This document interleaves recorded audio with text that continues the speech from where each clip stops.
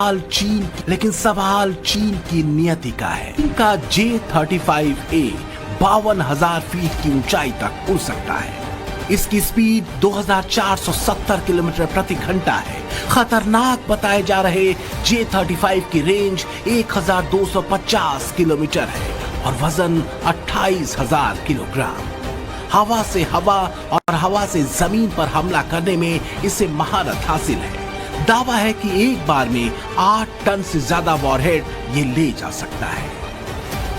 चीन अपने इस महंगे और अहम फाइटर जेट की टेस्टिंग पाकिस्तान में कराना चाहता है, ठीक उसी तरह जैसे उसने PL-15 मिसाइल के पाकिस्तानी वर्जन का भारत के ऊपर इस्तेमाल किया। पहली बार किसी वॉरफेयर में इस्तेमाल होने वाली PL-15E मिसाइल को भारत के एयर डिफेंस सिस्टम ने पूरी तरह से तबाह कर दिया। पंजाब के होशियारपुर में इसे अलग अलग टुकड़ों में पाया गया।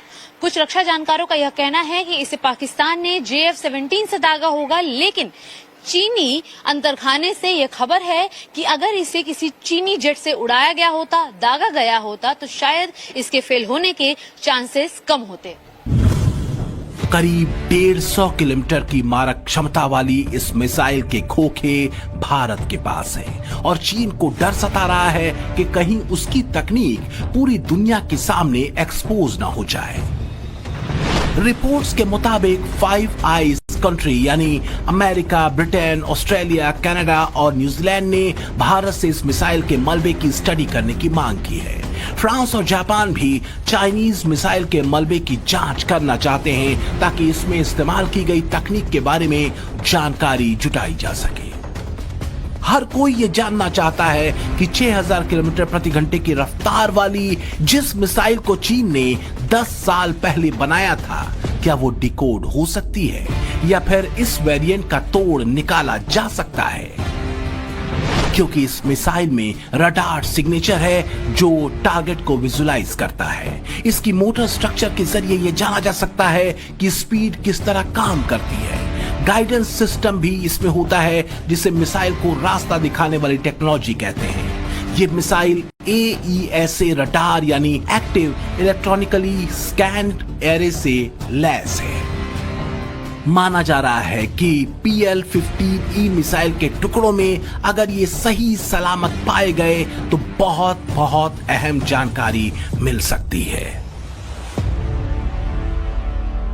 उसमें हम इसका रडार सीकर जो इसमें लगा हुआ है, एक्टिव रडार सीकर, हम उसको एनालाइज कर सकते हैं कि उसकी फ्रीक्वेंसी बैंड्स क्या हैं और उसका रेजिस्टेंस टू जैमिंग क्या है।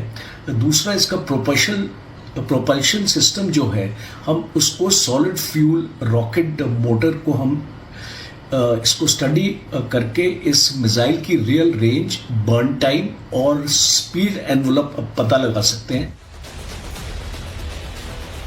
इंटरनेशनल लेवल पर चीन की PL-15E मिसाइल को लेकर बहुत ज्यादा हल्ला है। चीन के हथियारों की विश्वसनीयता पर पहले भी सवाल उठ रहे थे, लेकिन अब इसके फेल होने पर भारत उस हवा की हवा निकाल सकता है जिसकी दम पर चीन गीदड़ भभकी देने की कोशिश करता है।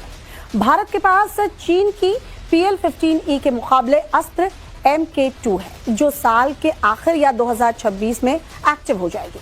अस्त्र MK2 की रेंज 150 से 160 किलोमीटर है। अस्त्र MK2 मिसाइल करीब 55,000 किलोमीटर की स्पीड से टारगेट को हिट करने में सक्षम है। ये हवा से हवा में ही मार कर सकती है। PL-15E के जवाब में अमेरिका AIM-260 डेवलप कर रहा है। इसकी रेंज 200 किलोमीटर तक रहने वाली है। ऐसी चर्चा है कि अमेरिका की AIM-260 की रफ्तार 6000 किलोमीटर तक होगी। फ्रांस की बात करें तो फ्रांस के पास PL-15E मिसाइल का मुकाबला करने के लिए मेटियोर मिसाइल है जिसे राफेल से लॉन्च किया जाता है। ये हवा से हवा में मार करने वाली मिसाइल है।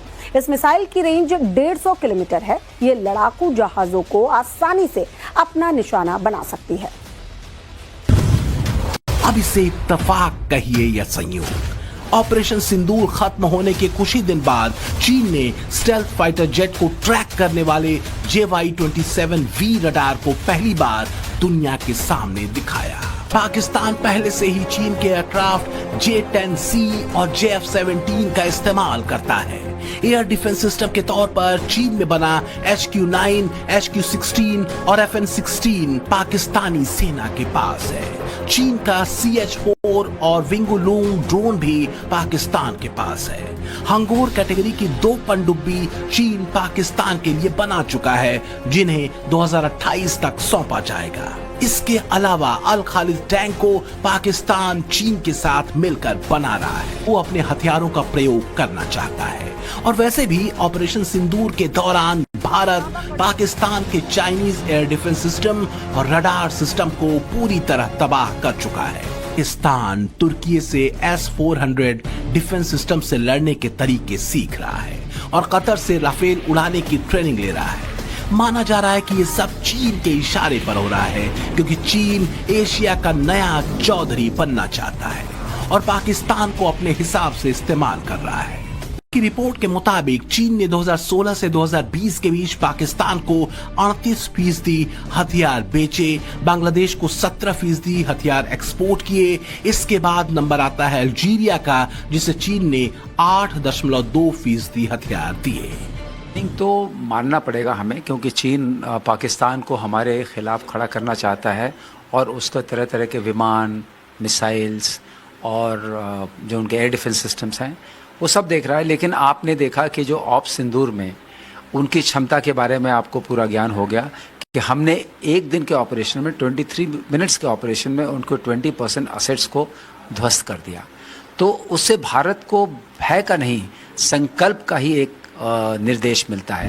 चीन और पाकिस्तान के बीच सीपैक का मुद्दा एक बार फिर से उछला है। चीन ने इस बार गिलगित बाल्टिस्तान से पाकिस्तान के ग्वादर होते हुए अफगानिस्तान को जोड़ने वाली सड़क को बनाने के लिए मुहर लगा दी है। दरअसल चीन इस सड़क के जरिए मिडिल ईस्ट तक अपनी पहुंच बनाना चाहता है, लेकिन भारत इसे चीन की विस्तारवादी नीति का हिस्सा बताते हुए विरोध कर रहा है। वजह यह है कि पीओके के रास्ते चीन का पाकिस्तान तक जाने का प्लान। करीब 5 लाख करोड़ रुपए की लागत से बन रहे सीपैक प्रोजेक्ट की आड़ में चीन बहुत बड़ी साजिश रच सकता है और इसके सबूत कई बार सामने आ चुके हैं। रिपोर्ट्स के मुताबिक चीन स्टील से बने बंकर पीओके में बना रहा है। इन बंकरों में आतंकी संगठनों और पाकिस्तानी सेना को सुरक्षित पनाह देने की कोशिश है। एनक्रिप्टेड मोबाइल टावर के जरिए कम्युनिकेशन को इंटरसेप्ट करने से रोकने की तरफ भी चीन ने कदम बढ़ा दिए हैं और अंडरग्राउंड फाइबर ऑप्टिक केबल भी चीन बिछा रहा है। ऐसा करके कम्युनिकेशन नेटवर्क को मजबूत करना वो चाहता है। चीन सीपैक की सुरक्षा के नाम पर ये सब करने में जुटा है और दावा तो ये भी किया जा रहा है कि पीओके में करीब $300 मिलियन तक का इन्वेस्टमेंट चीन की तरफ से हो सकता है। Only thing which remains to be discussed on Kashmir is the vacation of illegally occupied Indian territory in Pakistan occupied Kashmir. We are open to discussing that. Pakistan ने चीन के पीओके में बहुत बड़ी घुसपैठ करा रखी है और अब खुल्लम खुल्ला कश्मीर में चीन का इन्वॉल्वमेंट बता रहा है। अंदाजा इसी से लगा सकते हैं कि चीन किस तरह भारत को घेरने में लगा है। चीन ने पाकिस्तान में मोहम्मद डैम के निर्माण में तेजी लाना शुरू कर दिया है।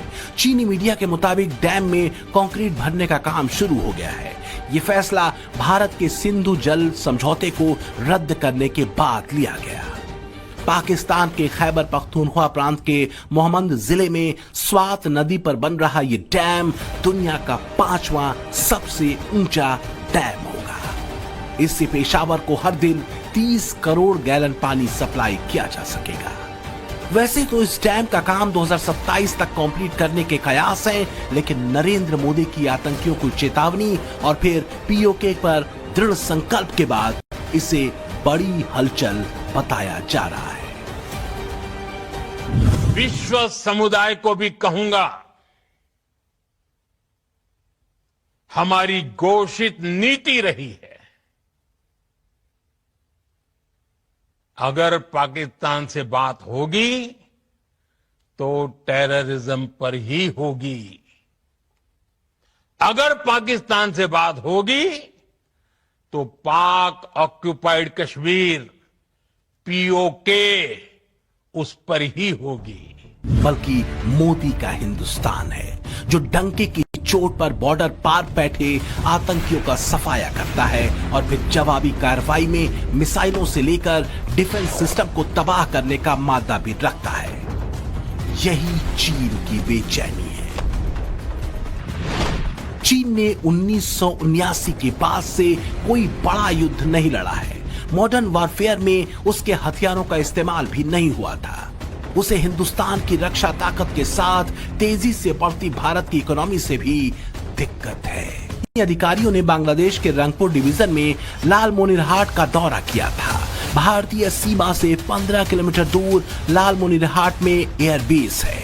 खबरें ये भी हैं कि भारत को घेरने के लिए चीन इस एयरबेस को फिर से जिंदा करना चाहता है।